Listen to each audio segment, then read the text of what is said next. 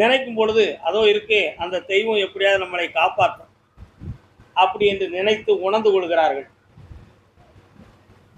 இப்படி ஒவ்வொருத்தருமே அந்தந்த எல்லையில் இருக்கக்கூடிய தெய்வத்தை, அந்த தேவதைகளை நினைத்து உணர்கின்ற பொழுது அவர்களுடைய ஒவ்வொருவருடைய உணர்ச்சி சுமைகளும் மன சுமைகளும் அந்த தெய்வத்தின் மீது மானசீகமாக செலுத்தப்படுகிறது.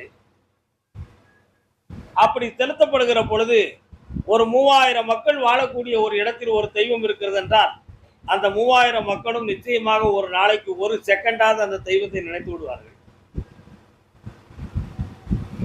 அப்படி 360 நாள் ஒரு வருஷமும் அப்படி நினைக்க நினைக்க அவர்களுடைய நினைவு உணர்வுகள் சுமைகள் எல்லாமே அந்த தெய்வத்தின் மீது, அந்த பீடத்தின் மீது, அந்த கோயிலின் மீது அந்த சுமை உணர்வுகள் செலுத்தப்படுகிறது.